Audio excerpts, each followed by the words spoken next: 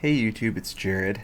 In today's video I want to talk about six-pack abs, what kind of diet you want to eat to get them, the kind of workout you want to do to get them, and basically everything I've learned over the past few years of developing mine and really getting them to the next level.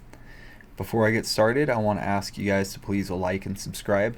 That would really help me. I'm trying to grow this channel and I plan on releasing regular content, all sorts of guides, self-help, whatever requests you guys have in the comments below. Really, I just want to find good topics and bring you guys fresh content, at least 4 videos a week going forward.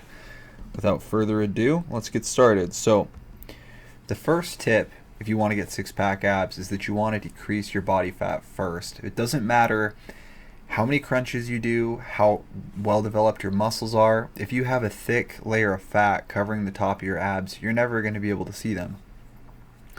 So that's why I usually recommend decreasing your body fat first. And while you're dieting down, you can obviously be training your abs, so when you get to a low enough body fat percentage, they'll be visible. You're going to want to get lower than 12%. I'd say at least 12%. You don't want really much more than that. When I'm at 12% body fat, I can sort of see my abs when I'm not flexing, but it's not until I get down to like the single digits, like 9 or 8%, that I can see them really, really well without even having to flex. To do this, diet is key. So six-pack abs are made in the kitchen. You're going to want to limit your sugar intake. You're not going to want any more than 30 grams, and that's at the high end, 30 grams of sugar per day. I personally have 0 grams of sugar in my diet, and it wasn't until I finally took the plunge and just cut sugar out of my diet altogether that I was finally able to get results in this area. You're going to want to limit or completely eliminate alcohol. Obviously, there's the term beer belly for a reason. Alcohol really bogs down your liver and totally wreaks havoc on your metabolism. So if your goal is to cut down body fat, it makes sense that you would kick the beer right next to the sugar. Next, you're going to want to limit carbohydrates. I don't recommend doing more than 140 grams a day if you need to lose the fat to get down to 12%.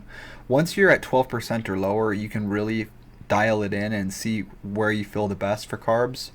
If you're doing a really intense fitness program, like say something like P90X, you're going to want more carbs, but there's a reason even phase 1 of P90X is the fat shredder phase. You want to get down to a low enough body fat first so that you can see the results that you're getting everywhere else. So to do that, again, no more than 140 grams of carbs per day. If you really want to go extreme, you could even do something like the ketogenic diet where you have 0 carbs or less than 40 grams of carbs anyways. And you could do stuff like carb cycling where you do 3 days of low carb and then you do a carb refeed. Whatever works for you, but the key here is really to limit your carbohydrates. You're going to want to drink plenty of water. The more water you drink, the more you're actually flushing out water and retaining less. It's completely counterintuitive, but if you want to prevent water retention and look your leanest, the key is to drink just a ton of water. I usually aim for about a gallon of water per day myself. Alright, and then once you've got your body fat down and you're looking really lean and really jacked, you're going to want to make sure that you're really sculpting the full range of ab muscles. A lot of people just set out to do, like 100, 200 crunches a day. And that's great for your main core, but if you really want, the V shape with your obliques popping and, just all these nice little shapes in your abs that really define a good six-pack, you're going to want to hit the 4 main parts of your abdominals, which are the rectus abdominis, external oblique, internal oblique, transverse abdominis, and you're really just going to want to do a wide array of exercises to hit all those. So you're going to want to do Mason twists, you're going to want to do crunchy frogs, you're going to want to do in and outs, you're going to want to do V-up roll-ups, you maybe even like hang from a pull-up bar and like leg raises. You can really be creative with the variety of exercises that you include in your program. Now, if you feel up to the challenge of starting on an easy-to-follow six-pack abs program and setting out to get your own six-pack abs, I'm actually about to recommend a really well put-together program for you. and you can get results like what I got right here. These are my own results, just that I took this picture recently. You can see I got the obliques developed, I got the main, core fully fleshed out.